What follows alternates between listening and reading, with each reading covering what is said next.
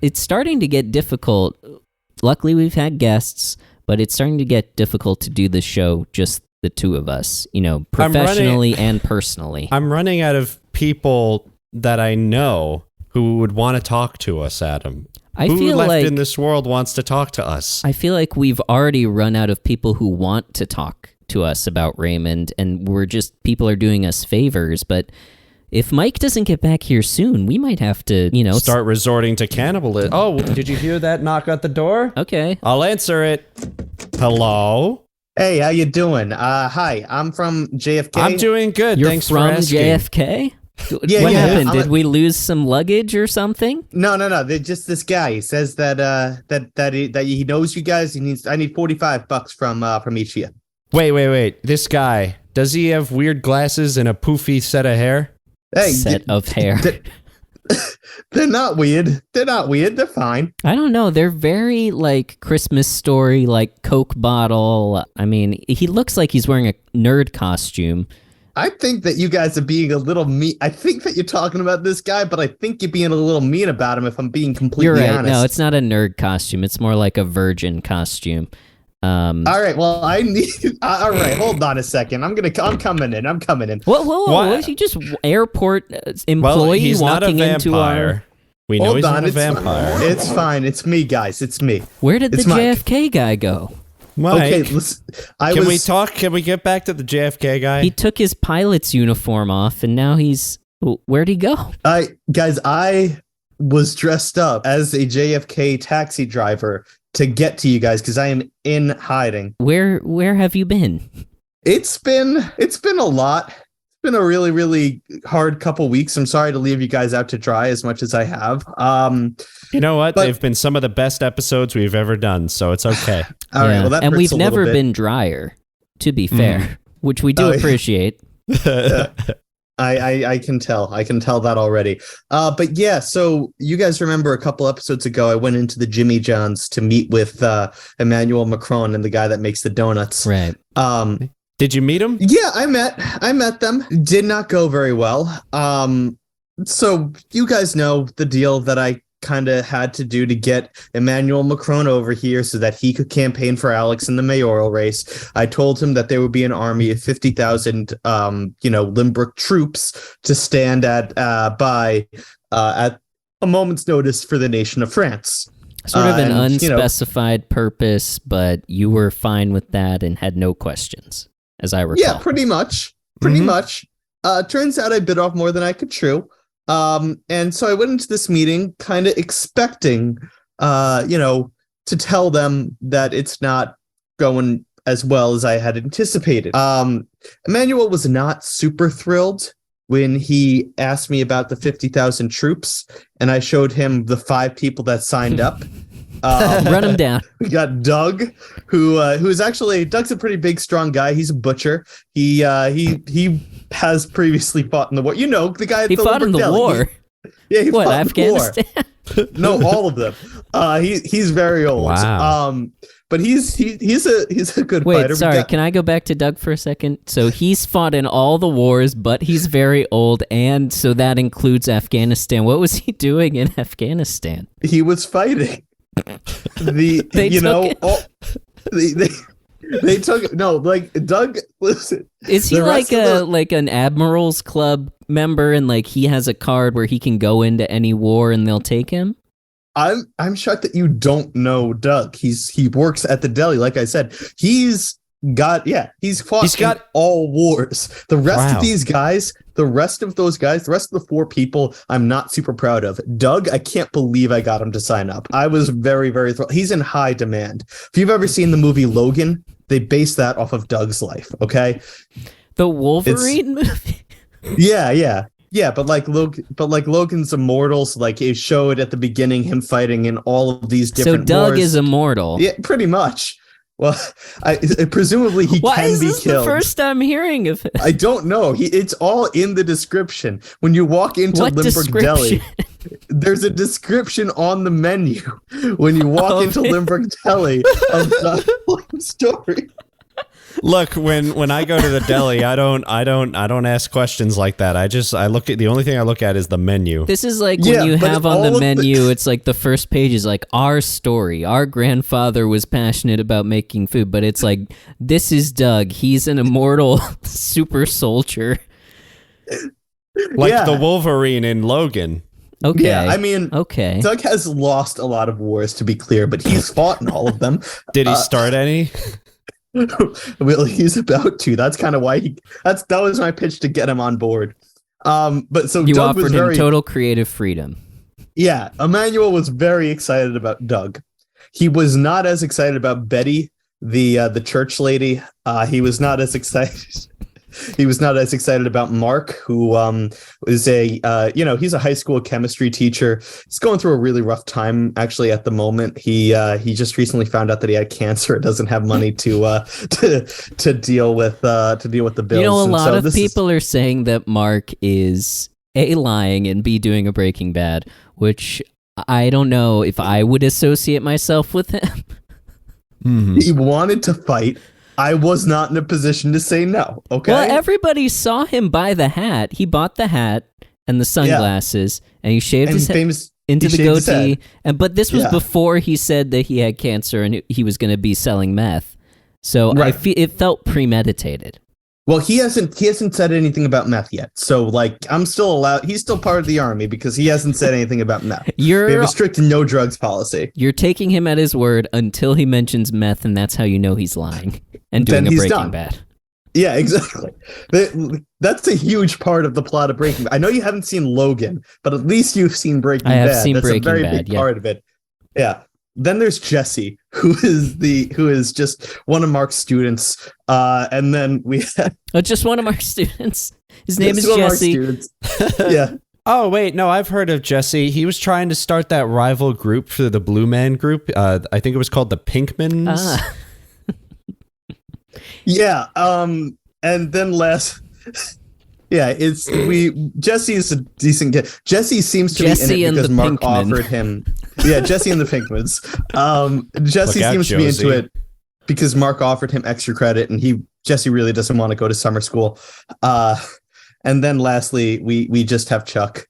We got Chuck works at Dunk This Donut. He actually introduced me to the guy that made the donuts, and I was like, "Hey, do you want to fight in an army?" And he said, "Yeah." Yo, tell me about that guy. Yeah. Tell me about the guy who makes the donuts. I need to get my bearings together and kind of. Okay, so, well, I'll tell you this. Emmanuel was not happy with the 5 people that I had. He was like, "I thought you had a recruitment benefit." As you guys know, that Tupperware party we had a few weeks ago, we had people sign up for the army.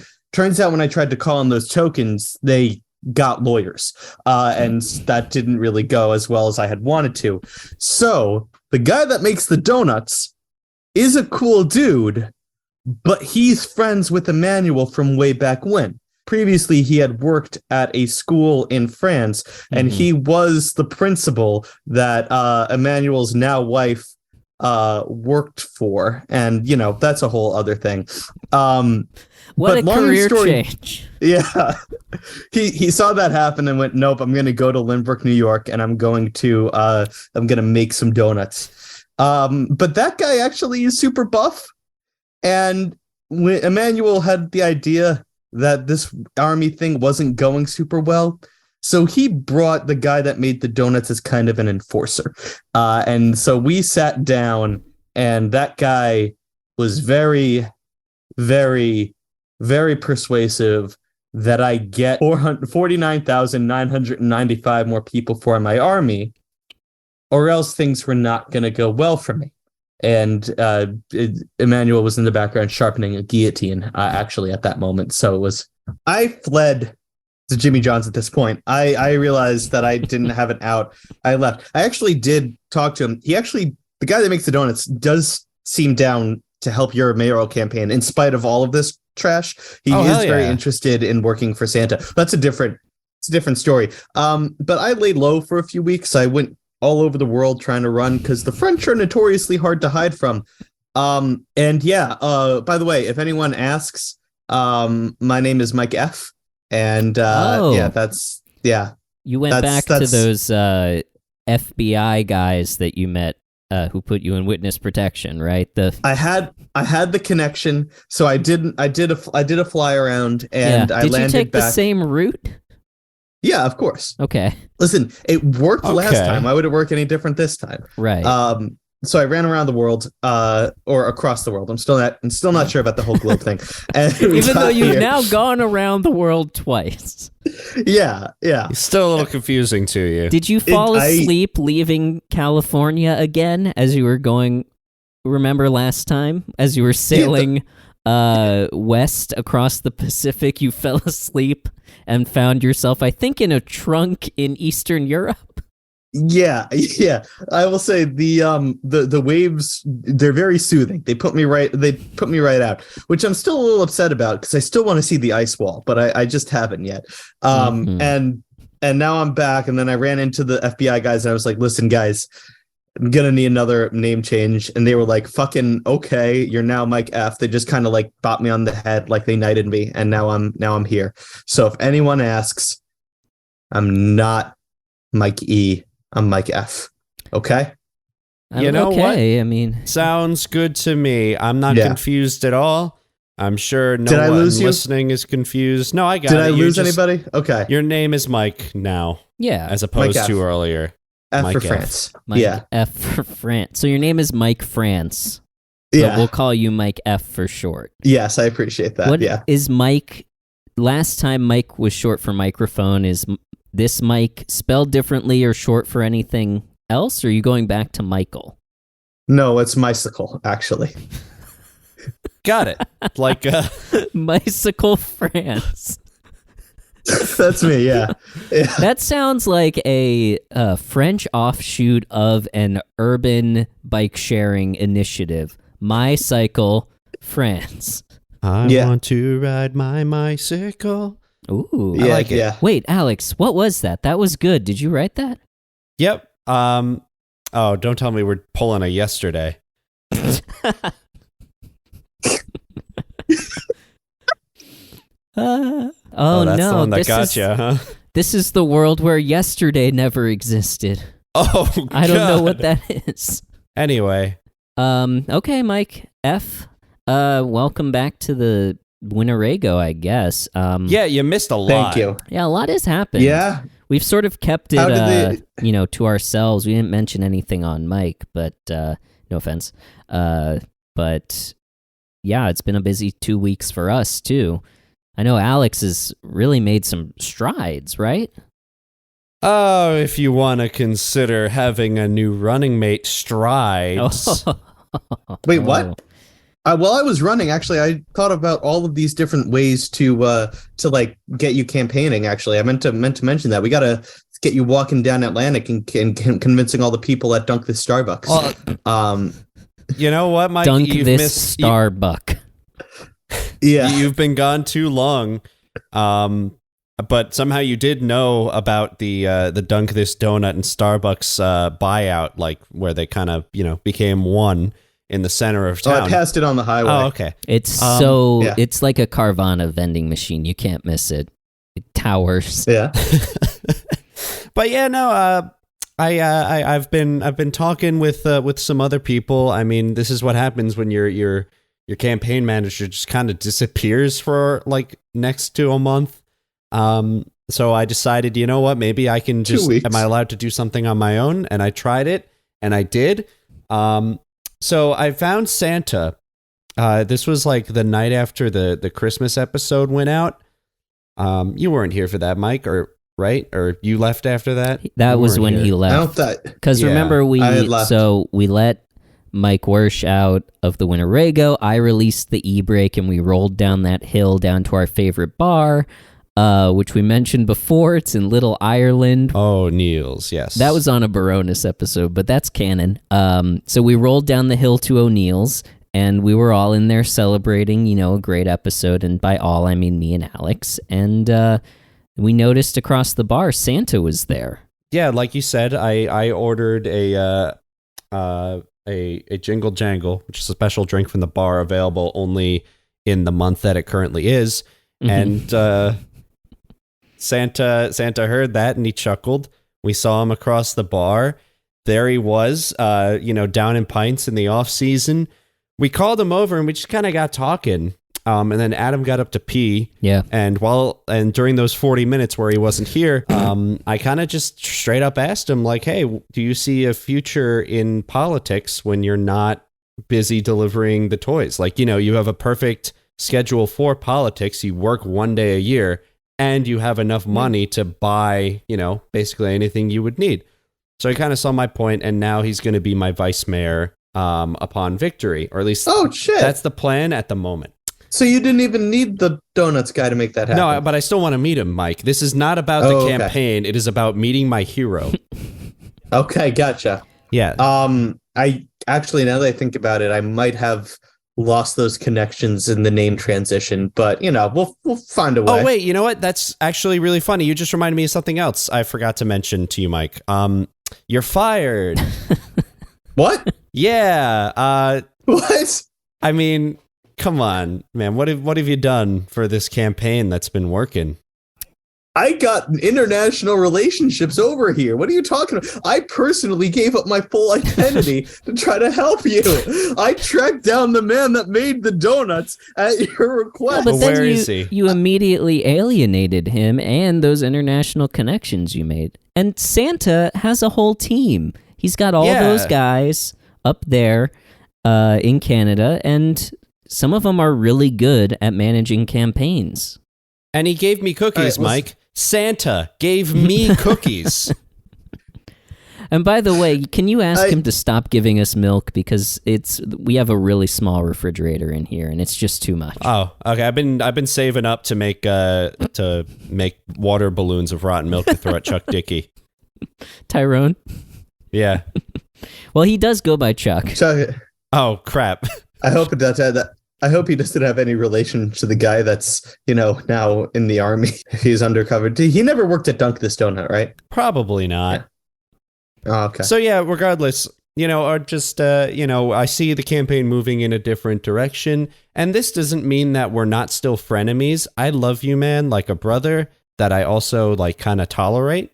And I still want us to be really close here, I would really appreciate it if when you become mayor, you would pardon me for all of my crimes that I have committed while trying to get you elected mayor. You know what? Because this is not being recorded and there will be no evidence in the future, I can guarantee that I will pardon you. And so long as you stay within the soil of Limbrook for the rest of your life, not a soul can harm you. That feels like an empty promise. It also kind of sounded like a threat. Like, as long as you stay in the soil, you're not going to have any problems. Well, what do you expect, Mike? That's a reverse banishment. Mike, I'm a politician.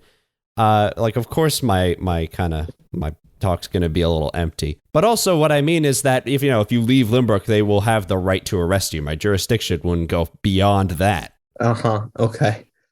Appreciate it. So yeah, don't leave town. Not a threat, but a suggestion. But a hard suggestion, a strongly worded suggestion. So you're fired, and now your movement is severely restricted. It's a great week for you, Mike. Welcome back. This is the worst job I've ever fucking had. Jesus. You have. Get it. Don't remind me. All right. How is Pastrami doing, Adam?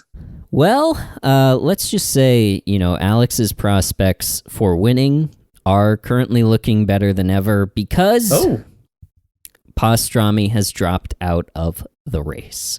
No! He's dead? No, he's not dead. He's alive and better than ever. Oh, okay. That's good. He has dropped out of the race. We're coalescing the Tupperware party behind Alex, and honestly, we're seeing dividends. He's up to 6% now in the latest poll. Wait, is dropped out of the race not like a term that means died? Grandpa, he died out of the race. Dropped out of the race. He dropped out of the race. Well, I'm glad to hear he's okay. Oh, he's totally fine. In fact, he's thriving. Oh, okay. Okay, good. I mean, yeah, so, Kelsey Grammer's pissed, the Where's the Beef Lady is pissed, his running mates, but in our Season 2, Episode 11 discussion, we did mention that there is a new meat on the scene. A new deli meat is sweeping Limbrook. It's called Testosterone, and this coincided... That's right, I did give some to I gave some to Mark and Chuck, actually. They didn't take well to it, but yeah, I remember this. This development sort of coincided with the project that I was doing, where I was looking for wayward, young, at-risk guys for my candidate Pastrami to mentor. I was calling up all the guys that I knew, the former improvisers from the UCB Memorial RV Park, OJ, David Schwimmer. I called up Lil Ramio. All our old friends. All the old friends from earlier in the season. That just can never conveniently come on the podcast. No, well, they're busy now.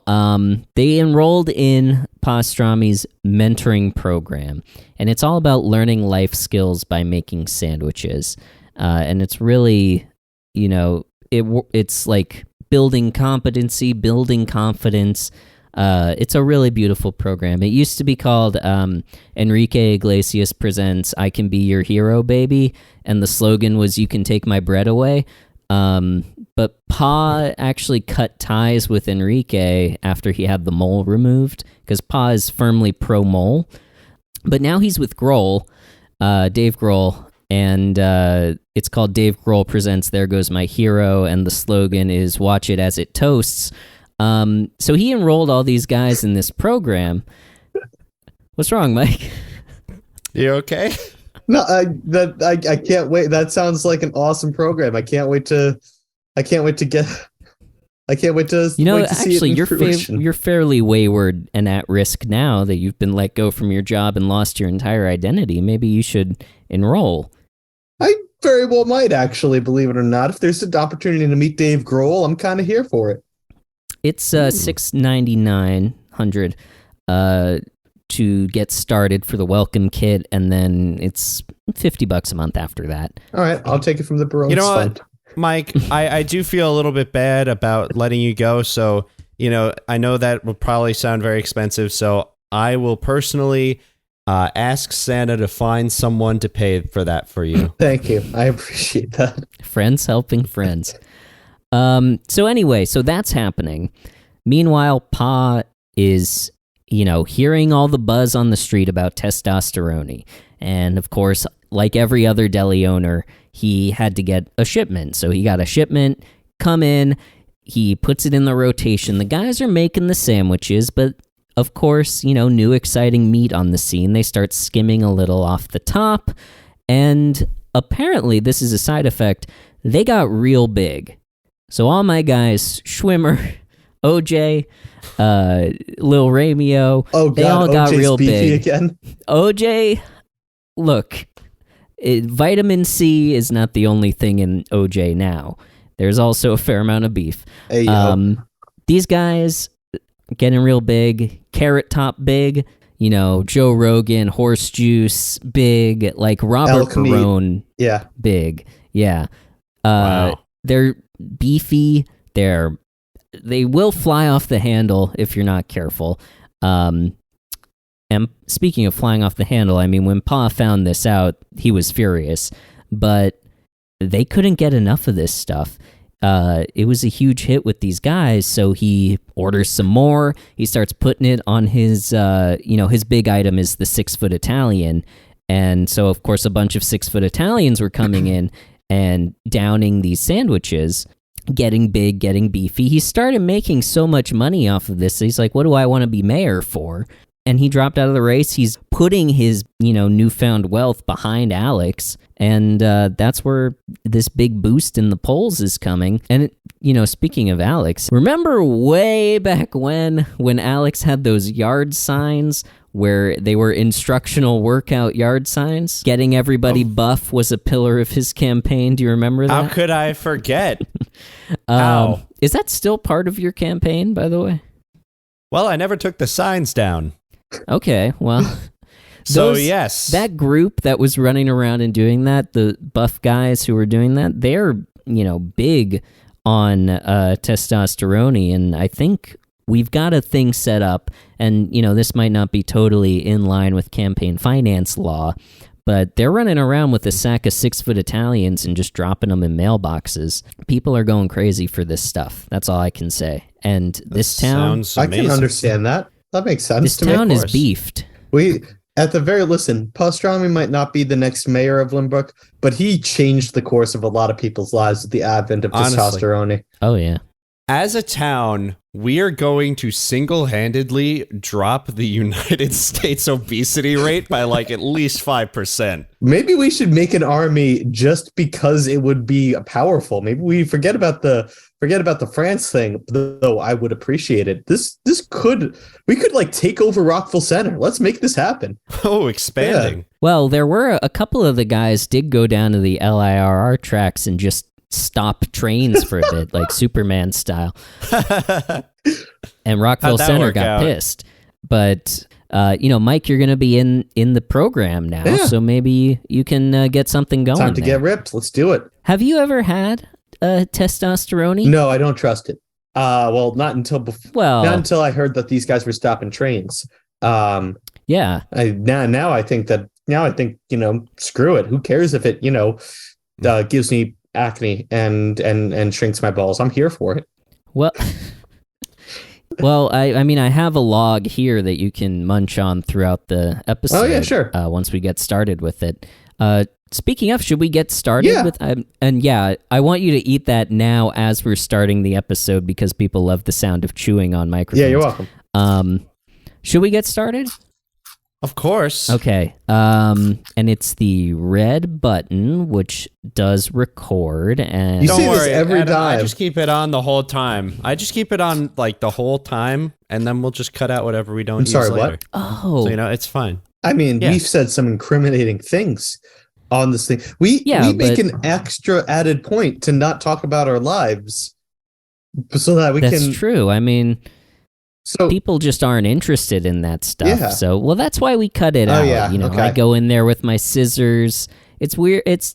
I'm not sure I'm doing it right because of the digital thing, but I just kind of cut the wires, and I assume that's editing the podcast, and then I put it out. Yeah, that's probably it. So yeah. I always read you have to open the disk drive and put the scissors in there, and that sends them into the computer. Well, I was doing a thing for a while where I was getting a sack of razor blades and just pouring them into the disk drive, the USB ports. Oh, you put the razor blade in like in the SD card reader. Oh, the SD card. I thought that stood for shave, don't, as if to say no razor blades in here. That's the sharp device. The slot. Sharp device. Okay, well, I'll do that. So none of that'll be in the episode, so that'll be good. But let's get started. Welcome to Everybody Loves Raymond. It's the only Everybody Loves Raymond rewatch podcast currently producing episodes. We are going to be talking about season 2, episode 14. It's called Mia Famiglia. It's our most Italian episode thus far, and we'll just get right to it. We're going to throw to a quick break, and then we are going to go scene by scene through that episode, getting everyone's reactions and learning all the fun trivia along the way. I'm really selling it this time. I usually don't, but it's a fun time. Look forward to it. Mamma mia. Right before that, though, we want to give a quick shout out to not our Alex, but a listener named Alex who donated to Post Fun and got lifetime access to the Baroness Zonus. Thank you, Alex. This is your shout out. We fulfilled our contractual obligation. We love you. Oh my God, Alex, you have a cool name. Alex rules. Oh my God, clip that. Mike said Alex rules. I'll never hear that again. We'll be right back after this. You want a location, or we haven't done a relationship for one of these. Let's do it. Okay, tourist and local artist. Oh, Jimmy, come on. Look at this sculpture here. This is so beautiful. Excuse me, sir, did you make this? Yes, of course. I make everything here that you can see. I just gotta say I love it. I love it so much. It's this is just a big face. I don't know. I'm moved by it. This is great. Yes, this is actually blown glass that I do. I get up every morning at sunrise. I blow glass on the beach here in Sicily, and this is famous Italian-American Raymond Romano. You might know him from the The sitcom Everybody Loves the Raymond. We're huge fans of that, actually. Believe it or not, we listen to, we watch it every night, and then we listen to a very popular podcast called Everybody Loves Raymond over it. We're even subscribed to their, have you ever heard of this? We're subscribed to their extra content too, the Baroness Zonus. I don't usually listen to podcasts, but I do love this Everybody Loves Raymond. I would love to hear a podcast about it. What sort of things do they do in this Baroness Zonus? They do all sorts of things. So they do a weekly podcast, and then every month they release an extra episode of them doing all sorts of weird stuff, of them, reviewing past things that Ray Romano has been on. They've done Scruples episodes. They've done I done love a lot that of different episode. stuff. Scruples. Yeah, it's a lot of fun. It's a lot of fun. You really should sign up. It's really cheap. It's a pay as you want. You could pay as little as $1, and then it's yours forever. One-time payment. And little boy, you listen to the Baroness Zonus too? Yes. Tell him about it, Jimmy. What's your favorite part? I don't really want to talk about it. I hate Sicily. I want to go back to Italy. Hey, come on, Sicily's great. Oranges. Look at all the oranges. Don't you like orange? Here, have an orange. Have an orange, Jimmy. Eat the orange. Oh, he swallowed it whole like a snake. That's amore. I was gonna say. So anyway, Jimmy. We've got the Ray Romano, or we've got these are bongs in the shape of penises. We have those as well. I blow those every morning as well.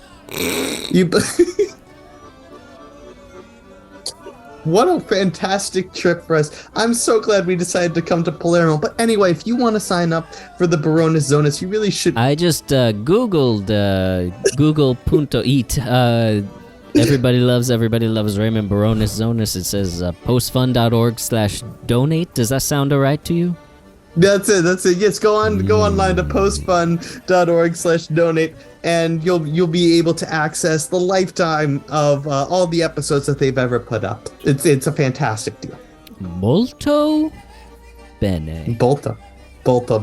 Molto bene. Excuse me, ma'am. It's molto bene.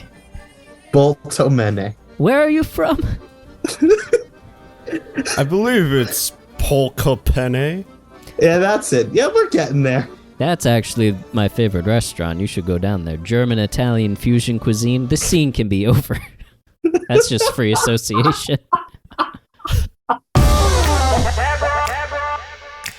Okay. Welcome back. We thank you for sticking it out through the break or skipping directly to this point. We are talking about season 2, episode 14. It's called Mia Famiglia. Italy. I love Italy. Oh my God, you have to go. That's just an impression of all of the women in my life growing up. Let's talk about. You've been to Italy. I lived in Italy. Yeah. Yeah. That's badass. Me too, though, but not as long. And Mike has too. Yeah, kind of. Yeah. For like a couple months, barely. So it's safe to say then that we're all experts in Italy. Yeah, sure. And we're all fluent Italian speakers, which we won't be displaying here just because we don't want to alienate all of our English-speaking listeners. Just take our word for it. But like, just so you don't think we're bullshitting, here, I'll give you a little taste. Spaghetti. That was good. That was really, really good. Thank you. Spaghetti, al ragu. Is this a pattern game? Okay. See, Alex, fluent speaker. Mike, F, fluent speaker. Me, fluent speaker, of course. F for fluent. F for fluent. Mycicle fluent. So let's talk about this episode then. Overall impressions. We'll start with Alex. Overall impression of Mia Famiglia. Oh, I loved it. You guys know, I mean, I'm sure you do as well. I just love everything Italy. It's just like, it feels like home. And just kind of like around halfway through this episode, I got to the point where I was like, this all seems going too well. Like, I really thought it was going to be like the thing where like Deborah feels like excluded from like all the Italian stuff, but then that didn't really happen. Like, they brought her in, they kept her involved, and like the family was just like going strong basically since their family arrived. And then of course, like right near the end, like they had like kind of the big knife twist. And it just kind of put like it was an interesting take on like its typical sitcom episode, because it didn't really have a sitcom structure to it. There wasn't really an issue for almost all of it. That's true. Yeah, good point. Which I really liked. It felt very fresh for that reason. I'm going to throw it to Mike. Yeah, I mean, I thought it was one of the most wholesome episodes that we've had yet. I thought it was fantastic. I really did. I enjoyed it quite a bit. Yeah, not as much comedy in this one, but the ones except for the very end when it was hilarious. But I was very much okay with it. It was a really, really fun, really loving kind of episode, and I thought it was really great. Yeah, I agree. The cultural shade that this added to the dynamic of the family, it's our most Italian episode so far. 100%. I think we'll see more Italian stuff in between now and the Italy episodes, but obviously that being the peak, this is somewhere on the upper quartile of that. But like, yeah, nobody was an asshole. Nobody undermined each other. There really wasn't a conflict until we got to she's not really part of our family. But that really wasn't a conflict in the end. It was just like, oh, that's unfortunate. We miss her. But yeah, I was not mad at anybody in this episode. The only like negative that I had was the heat subplot that the episode started with didn't really pay off at the end. Like, it didn't need to be that the radiator explodes or something, but it was set up, it was mentioned, and then it just kind of dropped, but it felt like there was a beat missing there. But other than that, like, yeah, actually, fantastic episode. That's reasonable. Yeah. I loved that. Just like, I love when we get episodes like this that show like that the family's not always super dysfunctional, because that in a way makes them feel more real. Except when we learned about the reason that they were so not dysfunctional was entirely because of the inclusion of somebody that was not a part of their family. Oh no, I thought that was a fun little twist. Yeah.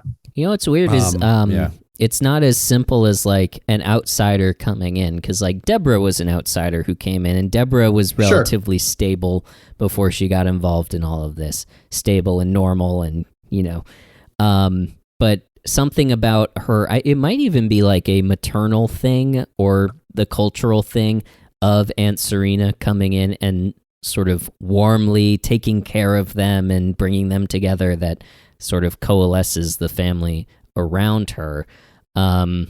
It's a really interesting dynamic, actually, given what we know about the characters. Absolutely. For sure.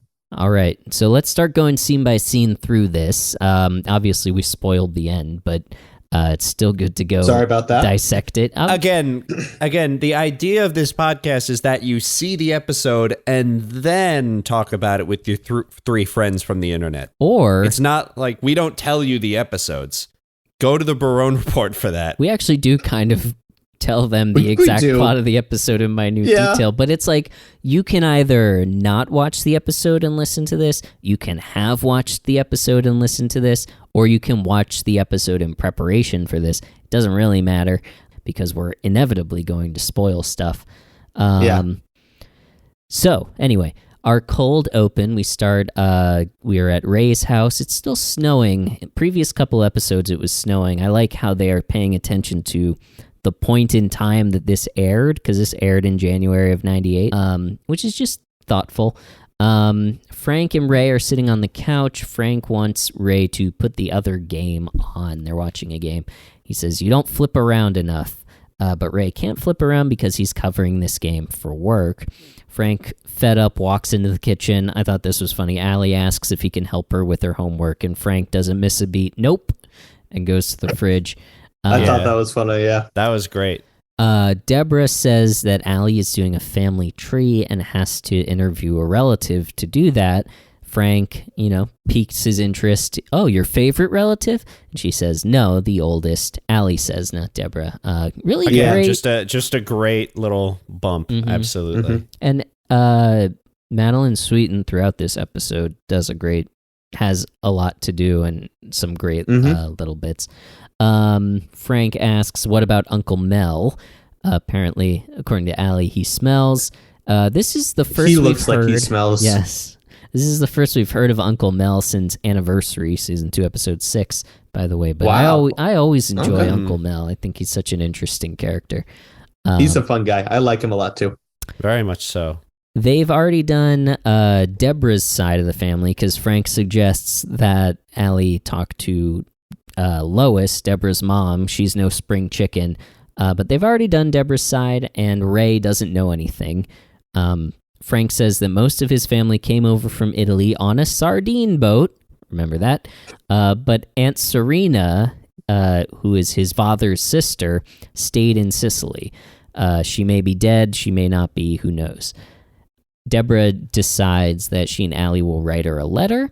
And then at that point, Ray comes into the kitchen, and Deborah suggests that Ray use the paper's research facilities to find her, which I imagine is like a microfiche machine where he can go through old phone books or something. Like a very different time from today where you would just, get the information. 23andMe. He uses or Google. Yeah. He uses like a really tiny net to catch all the microfiche. Really tiny meat to catch the fish. The interesting thing to me is that Ray is confirmed to work for Newsday, right? Mm-hmm. He's a Newsday reporter. Newsday is a very local paper, so I don't know why they would have the birth records from Italy. I imagine there's like a centralized, like sort of like the AP, the Associated Press, and like Getty Images, like this stuff that's been around for a while that different papers and different publications can draw from. So I don't think it's like Newsday has all these massive archives. I'm sure they have archives of their stuff, but I bet there's like a place where Ray can go that's like, okay, if you want to learn about people who lived in Sicily from 1900 to 1990, here you go. But yeah, it's a weird, like, it's very interesting to think about. I mean, obviously we still have libraries and stuff, but for that type of research, it seems like they don't really need to do that anymore. Yeah. And also Ray, as we find out, spends 3 hours of his workday doing this, which is maybe not the best use of the paper's time, but what are you talking about? He watched the game last night despite his father's protest, which, by the way, that's a very relatable thing to me. If I'm watching a game at somebody's house and a commercial comes on and they refuse to change it to the other baseball, basketball, or football game, I will get I won't say anything, but I'll just get a little antsy. You know what I mean? Yeah. I think you need to go to like I don't know if this is still there, but the ESPN zone where they've got like 50 TVs on the wall. I only know that from Mr. Deeds, or sorry, Big Daddy. Sin. There are channels and apps and stuff like that, because I know that there are people that will like literally watch the TV and have a different football game happening in every corner, but that's too much stimulation. At that point I can't keep track of anything. Yeah, you're famously uncomfortable with too much stimulation. You know it. Yeah, Deborah suggests that Ray can use the paper's research facilities. Ray does not want to use the paper's research facilities to find Aunt Serena. Deborah says she's family, and we cut to Frank putting Cheese Whiz on his finger and then eating the Cheese Whiz off of his finger, and Ray saying, why would we want to locate more of these people?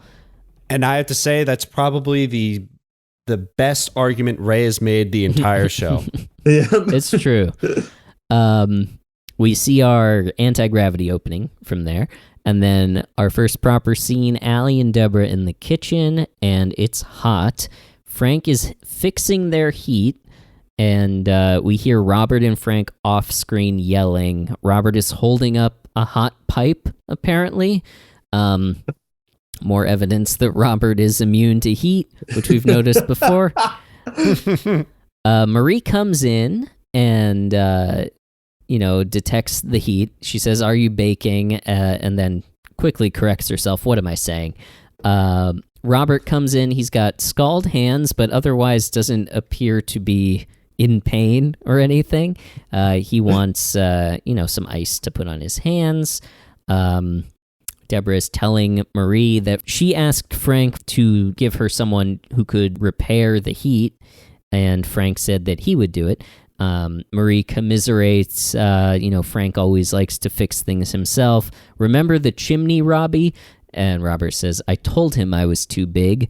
So I don't know what the function that they were trying to correct was, that Robert had to climb up or climb down the chimney, but... My interpretation was that they were using him to clean the chimney, and then he got stuck. That was my read of I that. can imagine that, yeah. Frank comes up at that point. He's all set. Robert has taken something out of the freezer, but Deborah takes it away from him and gives him the corn because that's what they're having for dinner, and she would like him to defrost it with his hot hands. Yeah. Okay, we'll continue. I have thoughts on the corn, but we'll talk about that. Please. Talk about it as it goes on. Were you tracking the corn? Corn. I was tracking the corn in much detail. Okay, so Deborah takes the peas, throws it in the freezer, says defrost the corn, and plops it in his hand. First of all, they're not getting ready for dinner. I don't know what Deborah's doing, because at some point she puts a plate of bread on the table. And listen, to each their own. I love bread any time of day, but that feels like an appetizer move. And if she's still defrosting the corn, I don't know what's going on. Now, anyway, later on in the scene, Ray comes in and he has a good moment of physical comedy where he's like taking things off and fanning himself and sweating and stuff like that. And then he's like, "Why am I so hot?" And basically, throughout the scene, it cuts to and from Raymond. At one point, Ray has the peas, and he's dotting himself. He's trying to cool himself off, and then he throws the corn back in the freezer. Oh my God! Oh, really? Deborah watches him do it and doesn't say anything. And I'm like, do they just decide they're not having corn for dinner? What's happening here? So yeah, there's my objection. Corngate. Wow. Corngate. Well, unwatchable. Unwatchable. We may this as is a well terrible stop. TV show. Yeah. That's very interesting. I can imagine it was a case of, them being directed, do some business, use the props, pick up some corn, put the corn away. But yeah, that's an interesting continuity thing that you noticed. We'll check back for more food continuity updates in future episodes. That's all I got. That's all I got for this one. Okay, nothing from the dinner scene. The dinner scene, everything made sense to me. Okay. They were clinking, they were drinking. The only thing is they cheersed each other several times, which, like, don't get me wrong, is that's not what you want to do, but like, people are reckless, people are animals. Like you see that happening at family dinners. People are like, "Hey, yeah, we're eating." And then 5 minutes later, someone says something funny and someone wants to do it again. And like, so that is annoying, but it happens. I can believe that. But everything else is, that kind of checks out to me. Okay. Anything else before we move out of this segment? No. Okay. Yes, Ray comes home. He's doing his business, taking off the coat and overheating, dabbing himself with the frozen vegetables. He spent 3 hours researching Aunt Serena. Turns out that she lives in Bisaquino. Not a lot to say about Bisaquino, except that, and this is an interesting coincidence given a couple of episodes ago, the director of Mr. Smith Goes to Washington, Frank Capra, was born in Bisaquino. And as we recall from 212, Ray refers to having sex with his wife as Mr. Smith going to Washington. So I wonder if that was on the writer's brains when they wrote this. How do you remember that part of things? Do you have a running list of Raymond's euphemisms for sex? No, that was notable. We talked about that for quite a while. Okay. Yeah. That is true. The economy in Bisaquino is based on agriculture and products sold in abundance in the main town, including cereals, olives, vegetables, almonds, hazelnuts, and wine grapes. Sheep breeding is also active in Bisaquino.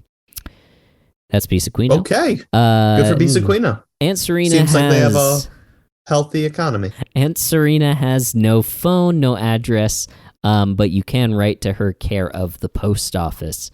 Deborah says Ray should help Allie write a letter because he knows a little Italian, but Marie says, oh no, the boys don't know any Italian. Frank and I only spoke Italian when we were arguing, so the boys wouldn't understand. Robert says, we're almost fluent. We cut to very funny. Deborah and Allie. That was a good line. Yeah. Deborah and Allie in the kitchen. Allie hasn't gotten a response yet on her letter, so Deborah says they'll just have to go with Uncle Mel, who happens to be on the couch. And he's I don't know who he's addressing, and I don't think it becomes clear afterwards, but he's mid-sentence. He says, and just because I was never married doesn't mean I'm gay. He was talking. He had the recording. He was doing the dictating thing. I didn't notice that. He had a tape recorder? He was talking into it like as though Allie the kindergartner was going to do a full detailed transcription, which I thought was half the joke. No, that is funny. I didn't even notice that. I thought he was just gesturing, speaking to no one, doing one of his classic protestations that he's not gay. This joke is only funny because of the way that Phil Leeds plays Mel. Yes. Where obviously, he's at least, I will go on the record and we can call Phil Rosenthal up and confirm this. In my headcanon, Uncle Mel is at least bi. What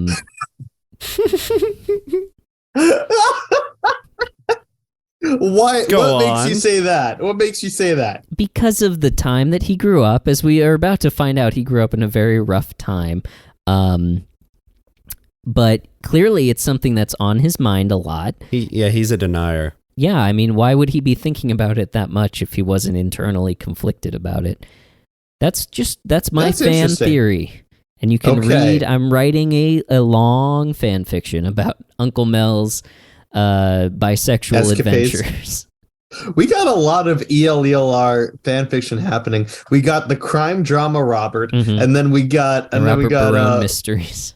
Yeah, the Robert Barone mysteries, and now we got the gay adventures of Uncle Mel. The bi adventures of the bi adventures of Uncle Mel. I stand corrected. Men and women. Yeah, he plays the field.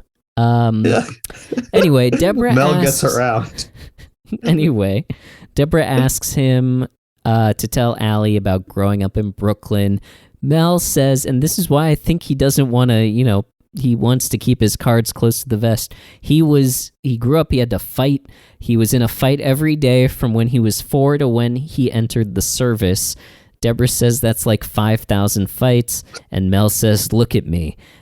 Clearly I've been in 5,000 fights. He says, I joined the army to get away from the fighting. Which is such a funny, just what a character. Concept. Yeah. So there's a doorbell. I mean, the doorbell rings. A cab driver. There is a doorbell, and a cab driver rings it. He's holding some bags. He drops them. He asks Deborah if this is 320 Fowler. I looked back, and they are still consistent with the address. It is still 320 Fowler. That was mentioned before. The cab driver is played by Mike Bataille. This was his first TV role. Following this, he played Transient on an episode of Boy Meets World, which is I just in the pantheon of terms for unhoused people. Transient is always funny to me. I honestly wasn't even sure what you were implying with transient. I didn't realize that you were talking about an unhoused individual. I thought that was like a superhero or something from the from that world, No. It's a very old-timey way to refer to a person who is experiencing homelessness. He was also uncredited in You Don't Mess with the Zohan. Sandman, of course. He was in 3 episodes of Breaking Bad, which is apropos. Yeah.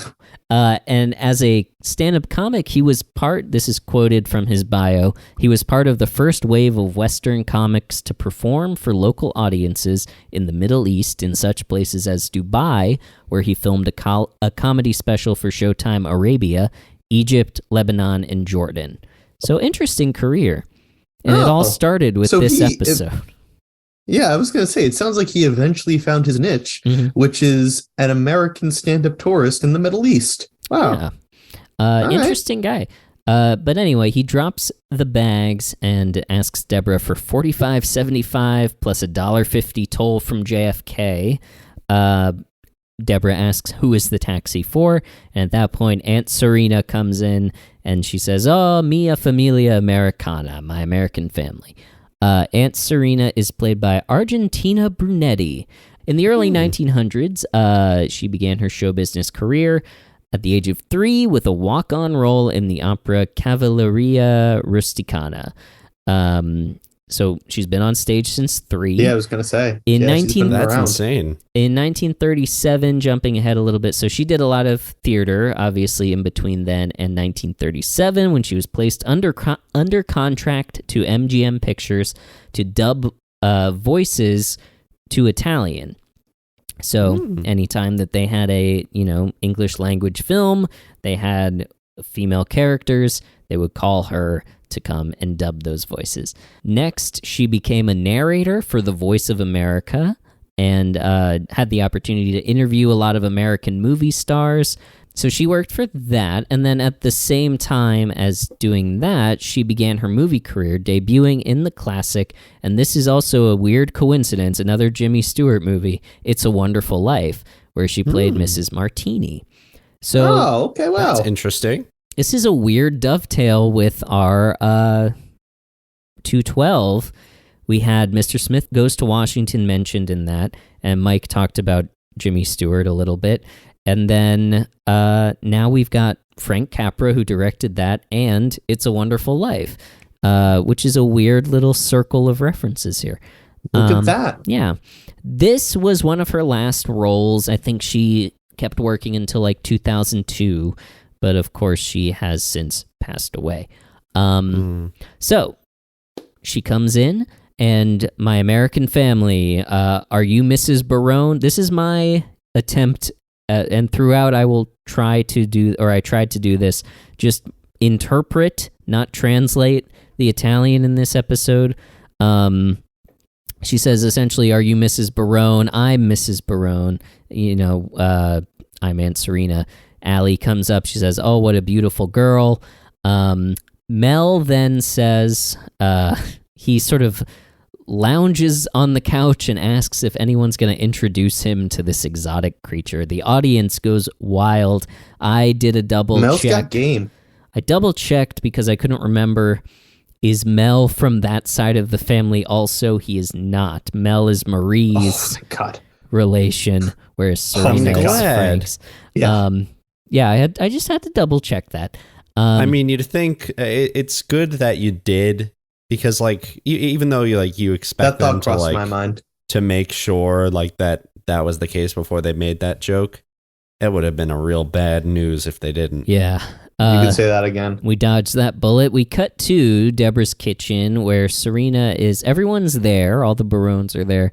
Except Uncle Mel is gone. I assume he made an advance not kick him out? And was rejected. Serena's taking a pizza out of the oven, and everyone is just cheering for her. They're all thrilled. Everyone's in a great mood. Ray comes home.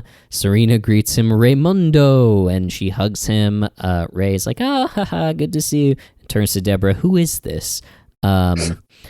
Ray is surprised that she hopped on a plane after receiving a letter. Who does that? Marie says, someone who cares about family. It is a little strange. Yeah, I'm going to push back on that one. Don't get me wrong. I know that this worked out for the best, that everybody loves Fia Serena. But at the same time, this is not Raymond's cool. sister show. Yeah. That's the spinoff that people want, is we follow her making her way with the real Barones.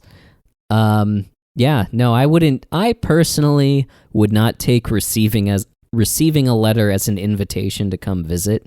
But I think the majority of the world would feel the exact same way. But like, here's the thing, right? If you only speak Italian and you get like a letter from two people who primarily speak English, speak very little Italian, well, Ray does, and like they're trying to say, if you're ever in New York, come visit us.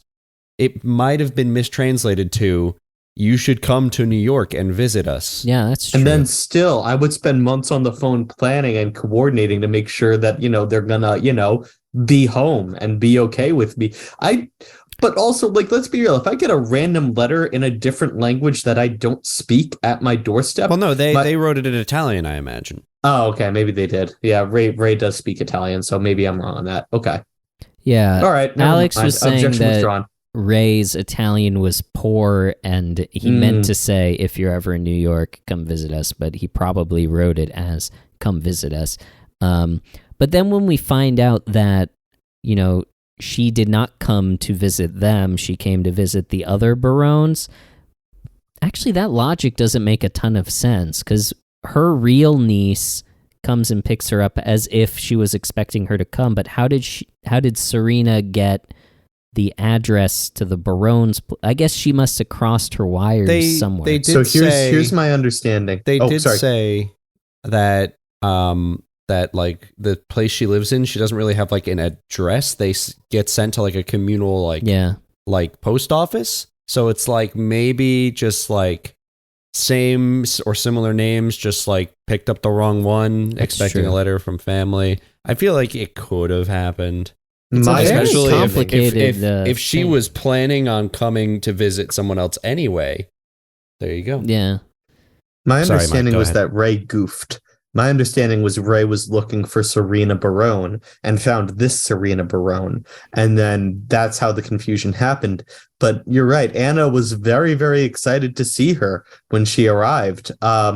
So maybe, but then again, if I get a call saying, hey, your aunt arrived, and I'm like, what aunt are you talking about? And they explain the situation, I can't go over there and be like, get the hell out. Like, you got to be excited and polite. So yeah, that's my understanding, is that Ray made a mistake when he was doing his research as to who to send the letter to. Well, also, as we find out later at the end of the episode, their last name wasn't even Barone.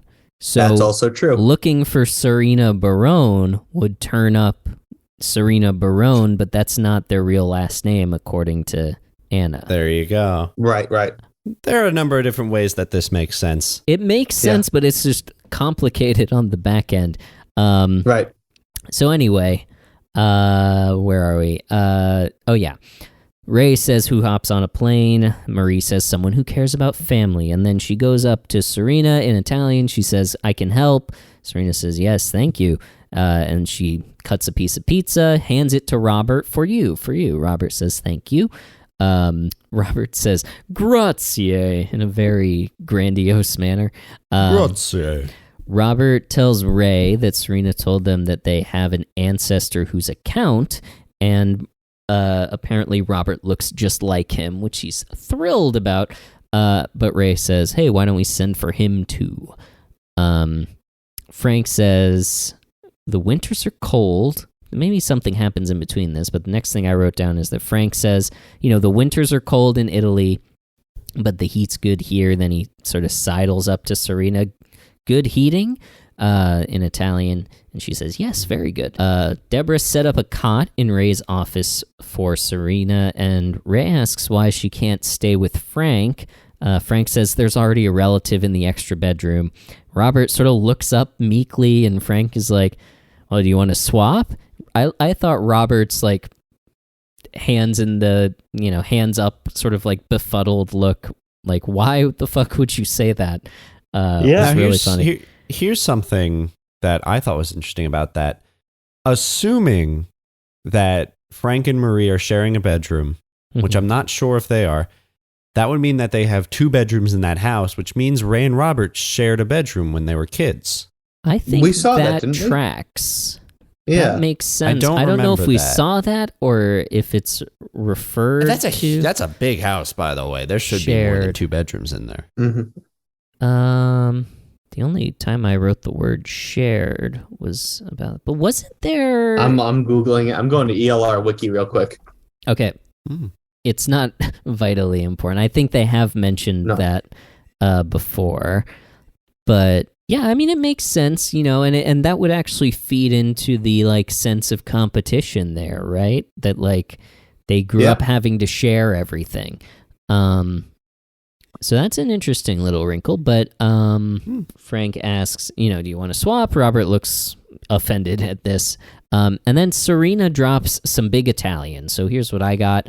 Essentially, she's very tired and suggests that the Barones eat the pizza at their house and she'll come over to visit them tomorrow.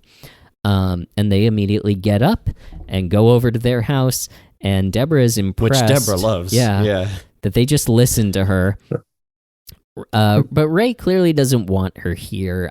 We cut then to Ray typing in his office. Serena comes downstairs, and it looks like she's about to undress before Ray is able to get her attention. She notices him. She says, "Don't worry, it's not a problem," in Italian, and she just takes off like an outer layer to her clothes, which is great for Ray, of course, and he sort of laughs it off. He offers to go upstairs. She says, no, you're working, and then he goes back to working. Meanwhile, she takes a crucifix out of her bag and looks for a spot on the wall. Where do I put it, she says. And she notices all of Ray's awards. She says, oh, you won all these awards, how marvelous. So many. This one, what did you win this one for? She came over to him and is pointing at the award on his or next to his desk. Sports Writer of the Year, Ray says, which we saw firsthand. Well, I like that little callback. What's interesting is that was a gigantic trophy, and this is presumably a plaque. So maybe they gave him both. I would hope they gave him both, because who has space for a gigantic trophy? Scrittore Sportivo dell'Anno, Sports Writer of the Year. He says, only for New York. But she says, New York is very big. My nephew is a famous writer. And of course, this is when Ray starts warming up to her, and he's glad that she's here. That's a very good point, actually. I never really thought about the fact that she needed to really stroke his ego in order for him to really accept her. Yeah. And then we kind of get a little bit more of a backseat about how Marie has such a tight grip on Ray. Yeah. Probably does the exact same thing his whole life. That's a good point. They keep looking at stuff on the walls. She points to a photo. Is this Joe DiMaggio? He's Italian, eh? You're a big friend of his? Ray says, no, only a photograph. And she essentially says, oh, that's too bad for him, which is very flattering to Ray. And he says something to the effect of, or she says, I'm sure Joe DiMaggio liked you a lot. Mike, who... If not for Simon and Garfunkel, I wouldn't know who this is, but who is... Are you serious? No, I know he fucked Marilyn Monroe. Other that... Among a lot of other things, but yeah, sure. Jolton Joe, they called him. Who is Joe DiMaggio? Jolton Joe DiMaggio is widely regarded as one of the greatest baseball players of all time. He played for the Yankees from 1936 until 1951. Famously, he took a break in his playing career so he could go abroad and fight in World War II. But he, like I said, one of the most famous, widely regarded as probably the best baseball player since Babe Ruth. Ready for all of it. He was a 13-time All-Star, a 9-time World Series championship. He won the AL MVP 3 times, won the batting title 2 times, was an all-time RBI leader, and famously went on a 56-game hitting streak, which that was in the 1940s, still has not been broken to this very day. He is a he's of course in the Hall of Fame. Criminally, it took him 3 tries to get there, but yeah, he's, like I said, he's one of the most recognizable figures in pop culture, in Yankees history. Phenomenal ball player. And yes, among all of those other baseball accomplishments, he did indeed fuck Marilyn Monroe. Thank you. I don't know the timeline. I don't know if if this was pre or post Happy Birthday, Mr. President, but it was in that zone. And I know that is your demarcation point, that you don't use BC or BCE or AD or CE. You use pre Mr. President and post Mr. President. That is correct. PHB. Well, I guess that wouldn't work because pre and post start with P. Thank you, Mike. That's very interesting stuff. You don't care. No, I care. I just remembered that there's a episode Mike, of... I don't care. Yeah, fair. There's an episode of Seinfeld that I think Joe DiMaggio factors into, if I recall. When did this episode come out? 98. Okay, DiMaggio died in 99, so he was still around at this point. So it must be a recent photo. Anyway, something to the effect of, I'm sure Joe DiMaggio liked you a lot. And then she says, I won't disturb you anymore. Now work. Work. And he says, oh, all right. And of course, he loves her now. He goes to sit down at the desk. She turns the light off, sits in the cot and says, good night, famous writer. And Ray says good night, very pleased with himself, goes back to work. So now we cut to everyone sitting around having a boisterous Italian dinner. And I no longer need to interpret the Italian in this episode because subtitles are introduced, which is helpful. I kind of wish they didn't have the subtitles. No, I was happy they did, but I wish you kept going, Adam, because I would have wanted to know how accurate the subtitles were. Oh, I'm sure they're incredibly accurate. Oh yeah, I'm sure they're better than mine. Yeah, fair. Well, I just know that there are very famously I don't know about the Italian necessarily in this one, but there are famously I'll talk with native speakers and I'll be watching a show and specifically Spanish. Sometimes the subtitles are way off, or Japanese or something like that. Mm-hmm. They're it's a very different translation. So I was just curious. That's all. I can imagine. Yeah. We'll have to, if you're Italian, call us up. The phone number is 7. And of course, the area code is 7. That's right. 2 7s. 7. Yeah, everyone's sitting around having a boisterous Italian dinner. Serena made them an amazing dinner, apparently, and is handing around biscotti. Sort of, in case you're not familiar. You guys like biscotti? Not really. Me neither. They're a little too crunchy for me. I don't like the crust. That's the bread, right? It's the little blob shaped. It's like a sweet bread, not sweetish. It's a bread. dessert. It's a cookie, basically. And Deborah, at this point, is clearly feeling left out. So Serena offers her another biscotti, and she says, no, I had 4. I'm good. And she's like, oh, only 4. She's too skinny, this one. But Deborah, not speaking Italian, is feeling a little left out. This is like you mentioned, Alex, I think this is like a little kernel of a problem that could emerge where Deborah's feeling left out about not being Italian. But they wrap it up in this scene. So just, Serena being the glue that's starting to hold them all together. I feel like they really spent the entire episode just nailing down how amazing and wonderful and perfect Serena is. Yeah. And I'm glad they did that because that makes the ending even more upsetting. Yeah. That is true. Yeah. They build she her fixes up everything. And then the family is amazing now. Yeah. They love each other. They're all getting along. They're singing together. They found the missing piece. Hey, that's a good way to put it. Robert asks Serena to tell them about the Count. She says he was a big hero who stood up to the mob until, of course, the mob killed him. And then Allie walks up to her and asks her to sing C'è la Luna, which is a Sicilian song which portrays a mother-daughter coming-of-age exchange consisting of various comic and sometimes sexual innuendos. It is frequently performed at Italian-American wedding receptions and other festive occasions, which you can actually see. Another, tie... Why are we in, the same circle of references? Because Brian Rodriguez was just on our show, and this song is in the opening scene of The Godfather, and Brian hosts a podcast about Francis Ford Coppola, who directed The Godfather. You've heard this song. Yes, you have. It also plays during the 7th inning of every Mets game at Citi Field. I was about to say that. Yeah, I wrote that down. Okay. As an interesting little fact. Again, same wheelhouse. We talked about Dominic the Donkey with Mike Wersch, and our friend Lou Monte, who sang that song, had a hit version of Che La Luna called Lazy Mary, Luna Mezzo Mare. And it sounds almost exactly like Dominic the Donkey,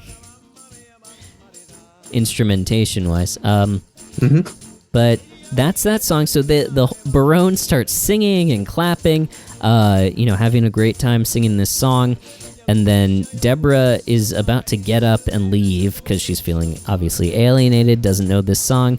But Serena sits her down and starts to teach her the words, and they go back and forth, and they're having a great time.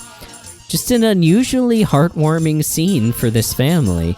Just having a sing together. So Deborah, then we cut to Deborah folding laundry in the kitchen, listening to an Italian tape. I could not find who the voice on the tape was.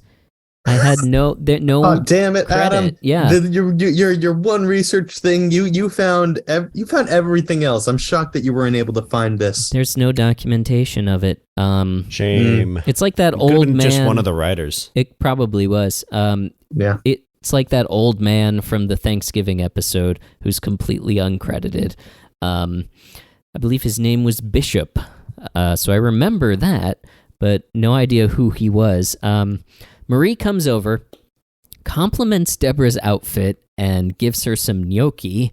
And, again, the effect of Serena. She's being perfectly pleasant and kind to Deborah, and they're having a great conversation. Then Frank comes in. They greet him with a, hey!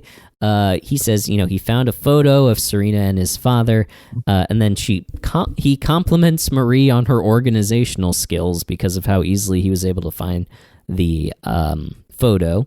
Robert comes in, hey! He shoveled both of their driveways. Ray comes in, hey!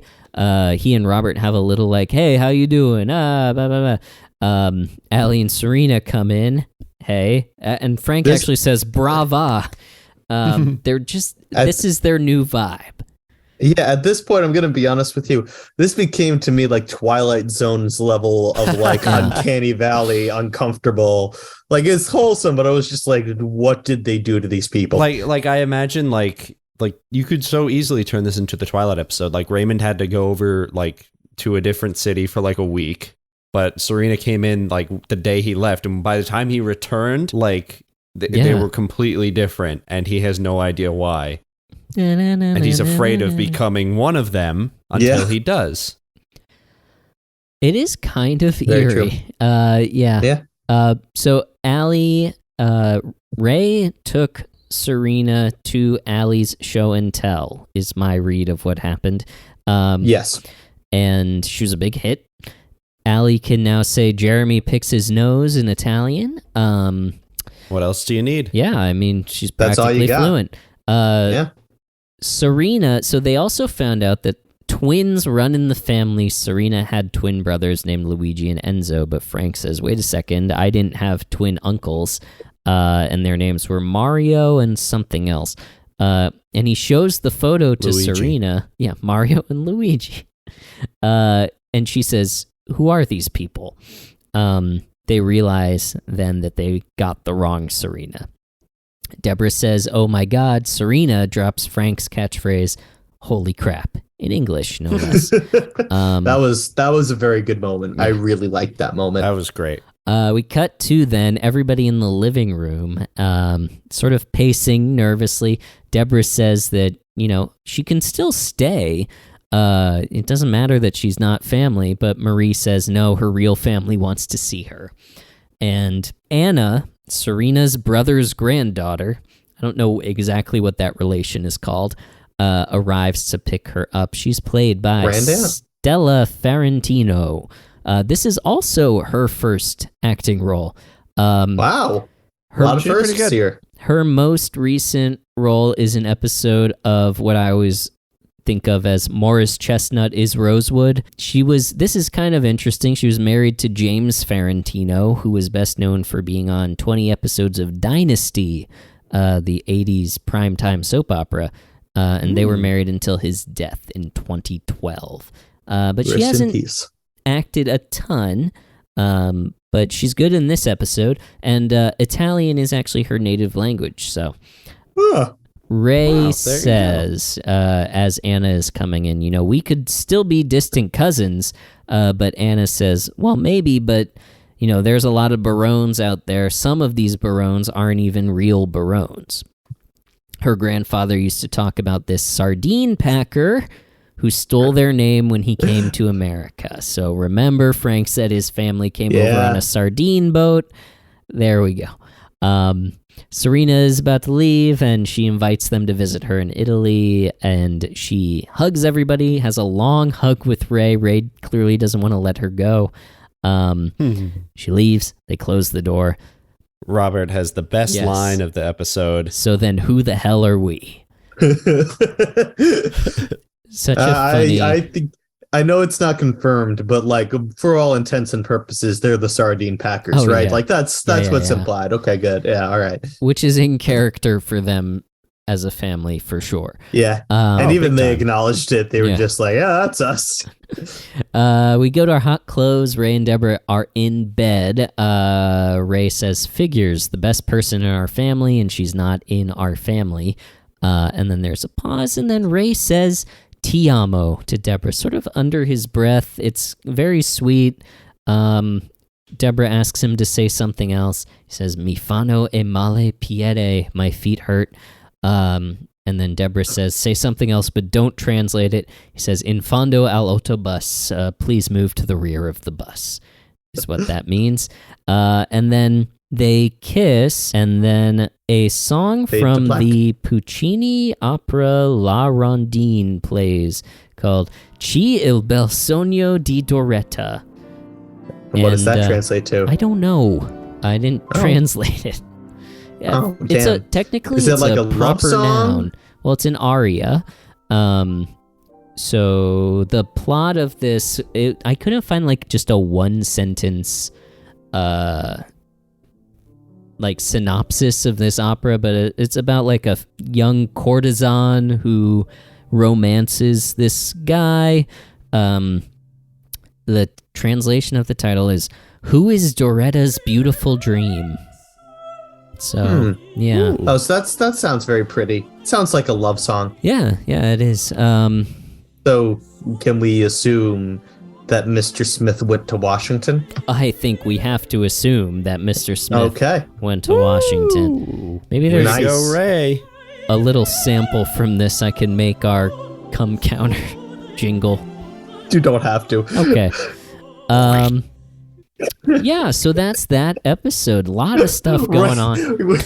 I know we have to do it for consistency and for the bit, but we're not putting the sploosh over a beautiful Italian aria. That's absolutely not happening.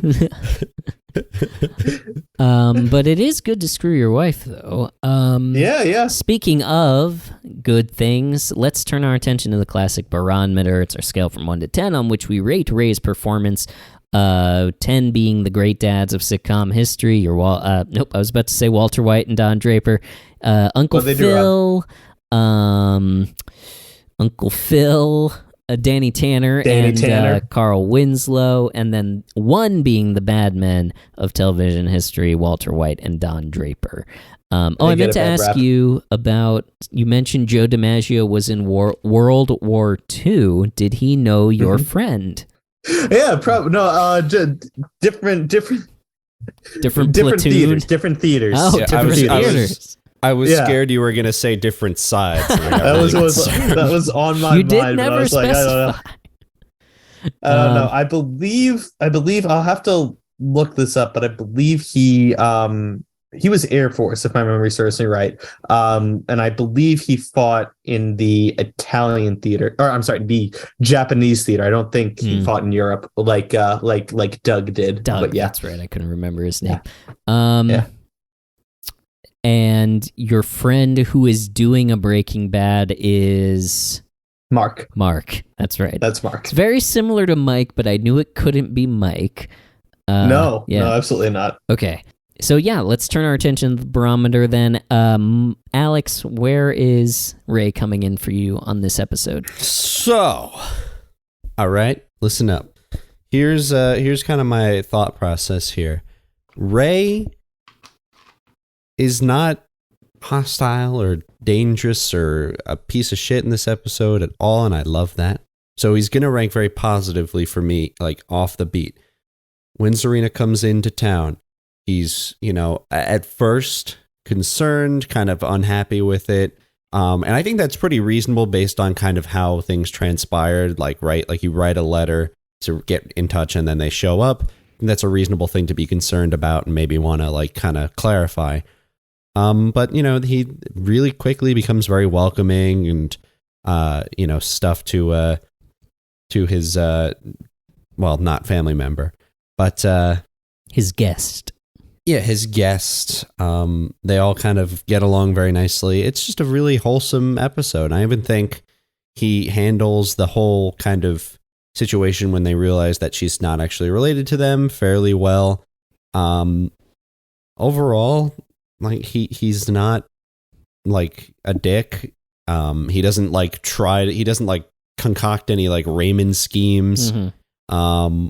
And overall just he's a regular guy who's doing his best. I'm going to give him a 7.5. 7.5. Mike, where's Mike coming? Nope. Mike, where is Ray coming in this week for you? Honestly, even higher. I think he had a natural reaction to a stranger coming into his house unattended. The only thing that I could say that he did that was not cool was when he told his wife, in Italian, of course, but that she looked sick. Other than that, that wasn't great. But everything else, I thought he was great. He rolled with the punches. He did everything that I think was reasonable to expect him to do. I'm giving him a 9. A 9? Damn. Yeah. We don't see that often. He was a good dad. Interesting. He was a good family member. That's interesting. So for me, I did not feel like... So what my thinking is Frank the writer, the gift. When Ray proactively does things that are nice is when I reserve those upper points. Yeah, exactly.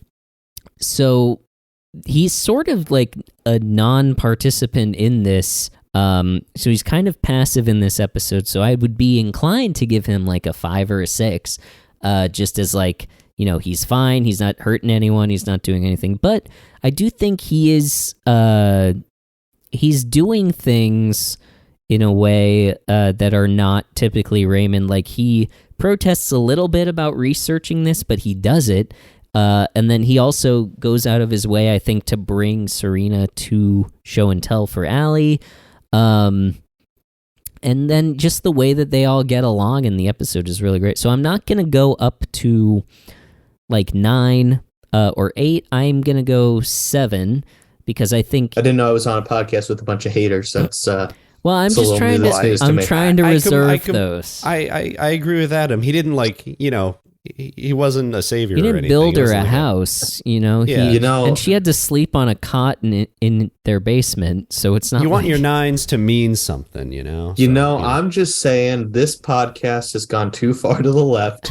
These guys are just too mean. They don't know what it's like to be in a real family. You can cut that out. We don't know what it's like to be in a family. You don't know what it's like to be in a family. What do you want from me? I think he does a good job. That's all. And that's the point of taking an average so that we balance each other's opinions out. So, Mike, what is that average? Hold on. 7, 7.5, and 9. Thank you. I had to do some adding. That comes out to be a 7.83 for Ray this episode. So round that to a 7.8.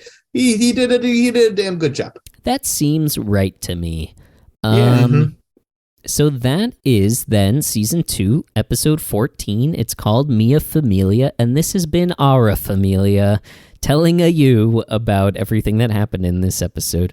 It's a me, Mike. It's a me, Mycicle. Mycicle. Yeah. That, by the way, sounds also like a frozen rodent, a Mycicle, or I guess multiple frozen rodents. Sounds like an Undertale villain. I like Mycicle. Okay, we'll Mike. Stick with it then. I like Mike. I'm like Mike also in the sense that I found Michael Jordan's shoes and now I'm very good at basketball. Hopefully I get adopted.